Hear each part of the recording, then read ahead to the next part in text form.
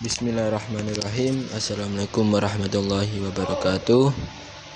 Innal hamdalillah nahmaduhu wa nasta'inu wa nastaghfiruh wa na'udzu billahi min syururi anfusina wa min sayyiati a'malina may yahdihillahu fala mudhillalah wa may yudhlil fala hadiyalah.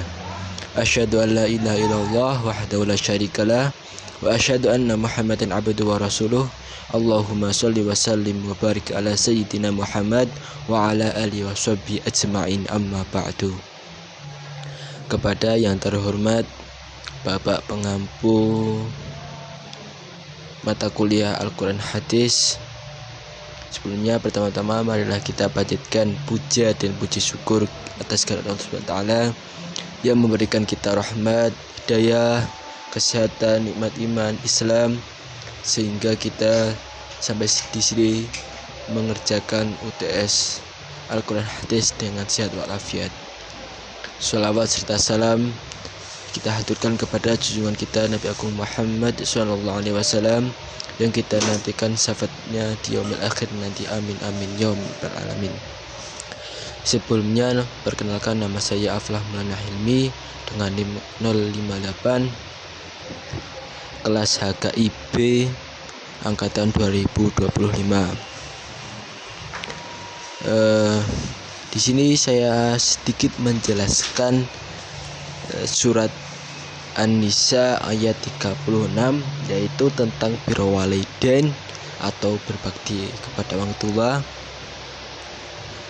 seperti yang difirmankan Allah, a'udzubillahi minasyaitonirrajim, bismillahirrahmanirrahim, wa'budullaha wa la tusyriku bihi syai'a wa bil walidain ihsana wa bidil qurba wal yatama wal masakin wal jari dil qurba wal jari lil junubi was sahibi bil jambi wa bin sabil wa ma malakat aymanukum innallaha la yuhibbu man kana mukhtalan fakhura, yang artinya sembahlah Allah dan janganlah kamu mempersekutukannya dengan suatu apapun.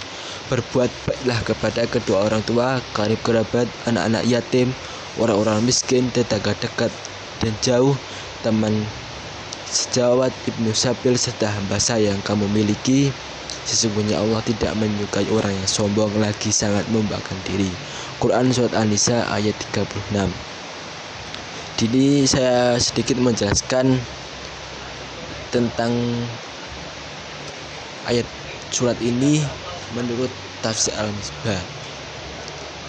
Menurut Al-Baihaqi, ayat ini merupakan penegasan dan kelanjutan dari bimbingan moral ayat-ayat sebelumnya. Dalam surat An-Nisa, sejak awal surat Al-Quran banyak memberikan nasihat yang mengarahkan bahwa manusia kepada ketakwaan, kebajikan, dan keutamaan akhlak, serta peringatan bagi yang mengabaikannya.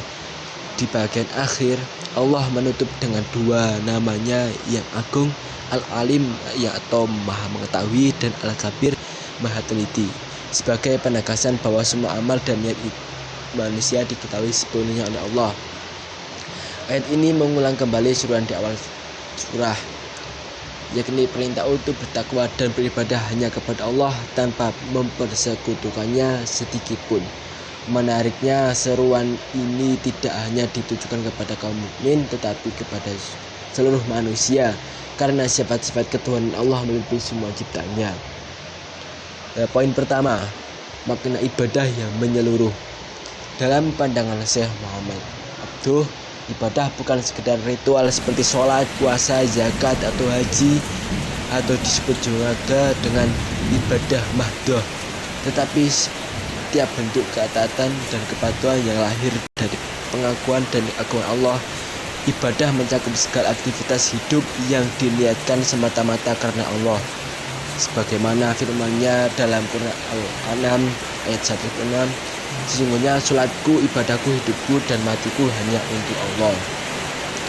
Dengan demikian, amal sosial dan moral seperti berbaik kepada orang lain, menafkahkan harta, atau menjaga hubungan dengan sesama juga termasuk ibadah, selama dilandasi keikhlasan dan ketauhidan. Karena itu pula ayat ini yang melanjutkan perintah ibadah kepada Allah dengan perintah berbuat baik kepada orang tua, baik ibu maupun bapak. Sebuah hubungan spiritual yang ditunjukkan dalam tindakan sosial. yang kedua yaitu berbakti kepada kedua orang tua. Perintah kedua tersebut, ibadah kepada Allah, adalah berbakti kepada al-walidain atau disebut juga orang tua. Kata al-walidain berasal dari walida yang menunjukkan secara khusus pada orang tua kandung. Berbeda dengan kata ab atau yang bisa diartikan orang tua secara umum.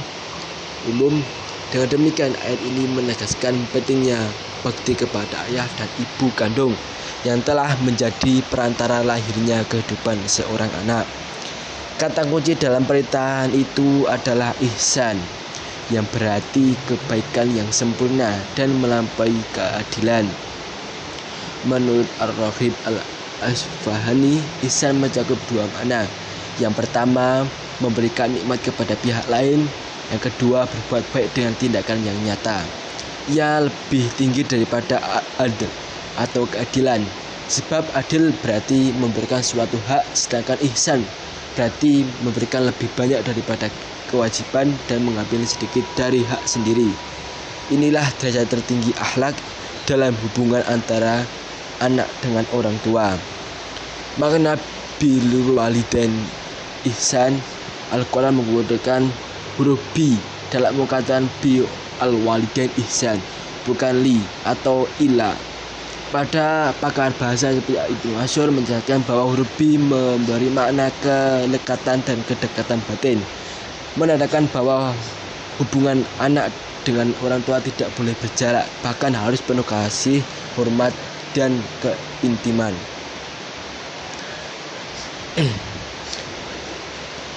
Selain itu, bi juga menandakan bahwa ihsan di sini bukan hanya memberikan materi, tetapi penghormatan pribadi, sikap sopan, dan tutur satun yang membuat orang tua merasa dihargai.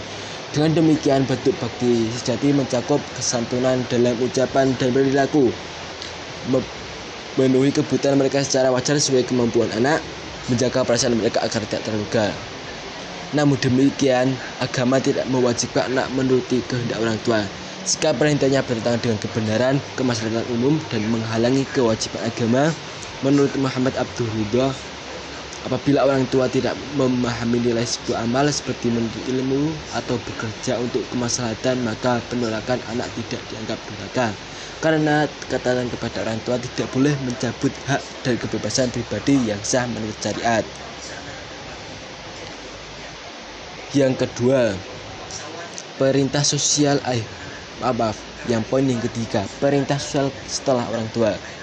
Setelah menyebutkan orang tua, ayat melanjutkan perintah berbuat baik kepada kerabat, anak yatim, orang miskin, tetangga dekat maupun jauh, teman sejawat atau dan ibnu sabil, hamba sahaya yang kamu miliki.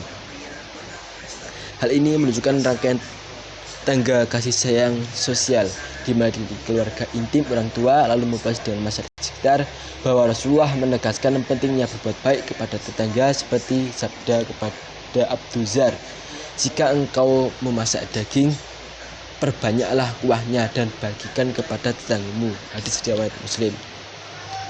Ulama kemudian membagikan tetangga menjadi 3 golongan, yaitu tetangga non-muslim memiliki 1 hak atau hak bertetangga, tetangga muslim memiliki 2 hak, Islam dan tetangga, tetangga muslim yang juga kerabat memiliki 3 hak, Islam, kerabat, dan tetangga. Makna sosial dan akhlak ini untuk yang poin keempat.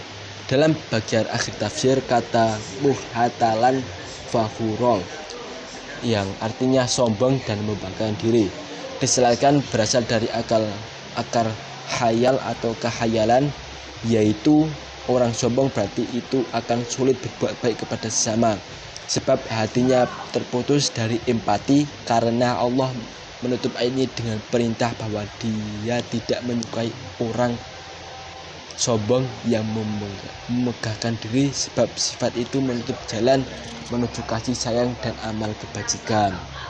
Mungkin cukup sekian penjelasan tafsir pada kali ini. Kalau ada tutur kata atau pengucapan yang salah, mohon dimaafkan.